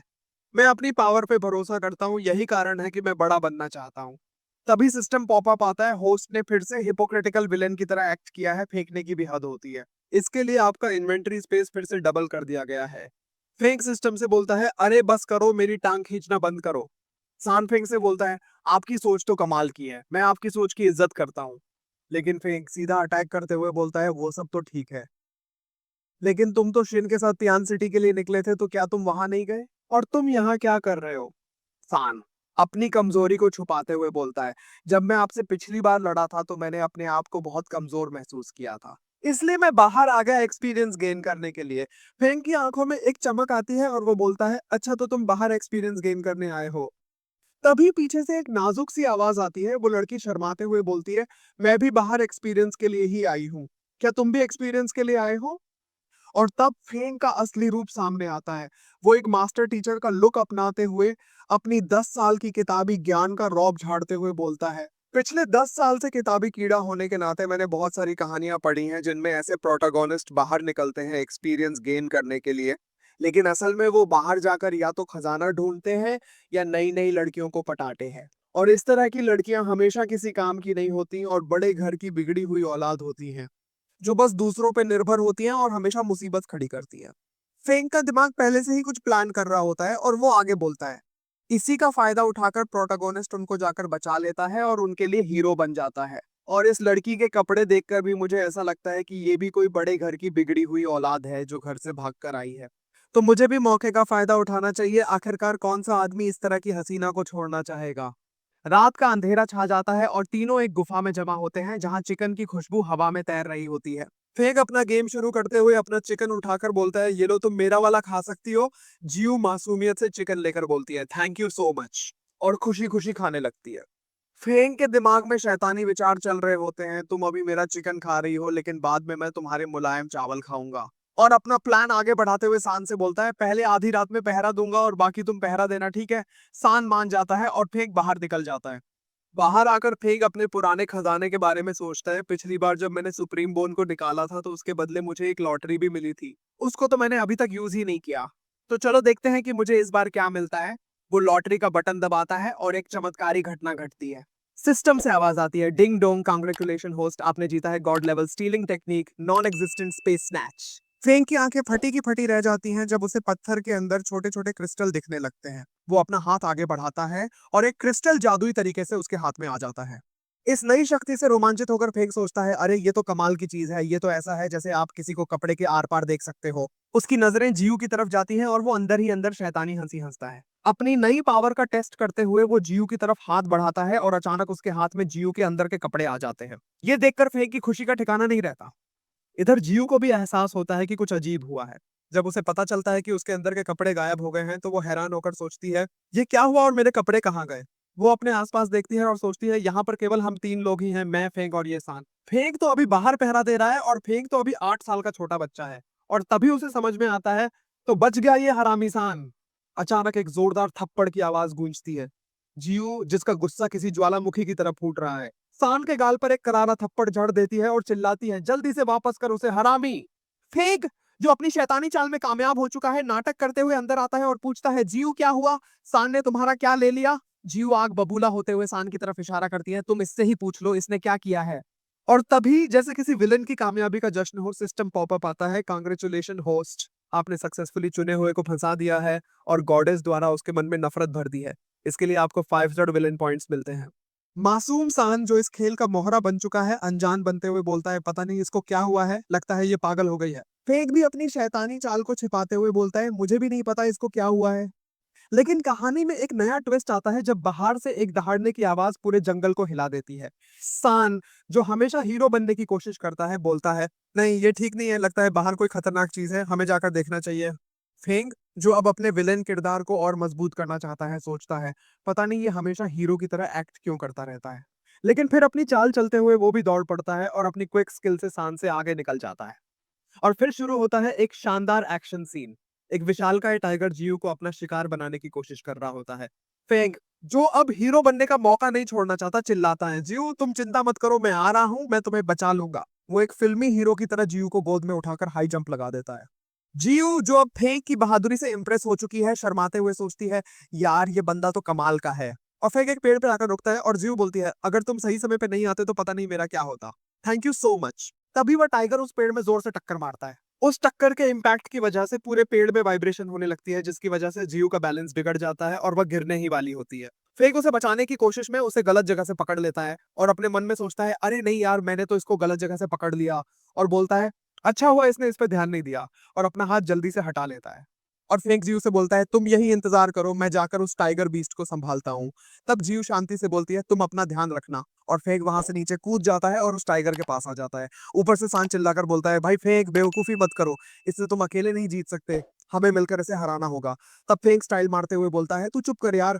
और अपनी तलवार निकालता है और हेवन स्लेइंग स्वॉर्ड तकनीक से उस टाइगर के गले पर अटैक करता है, जिसकी वजह से उस टाइगर के गले पर कट लग जाता है और वह दर्द से चिल्लाने लगता है, जिसकी वजह से उसे और गुस्सा आ जाता है और उसकी आंखें लाल हो जाती हैं और वह फेंग के ऊपर फिर से अटैक करता है। ये देखकर ऊपर से जियू बोलती है, जरा संभल कर। तभी सान भी बोलता है, भाई फेंग तुम चिंता मत करो, मैं भी आ रहा हूँ। तब फेंग अपने मन में बोलता है, अरे यार तू चुप कर, आ गया मेरा क्रेडिट खाने के लिए। और वह अपने हेवनली ड्रैगन माइटी को समन करता है और वही बड़ा सा गोल्डन ड्रैगन सामने आ जाता है और उस टाइगर के ऊपर अटैक करता है और वह दोनों टाइगर और ड्रैगन आपस में टकराते हैं और एक जबरदस्त ब्लास्ट होता है, जिसकी वजह से चारों तरफ धुआं फैल जाता है और थोड़ी देर बाद वह टाइगर एक भीगी बिल्ली की तरह जख्मी हालत में दूर जाकर गिरता है।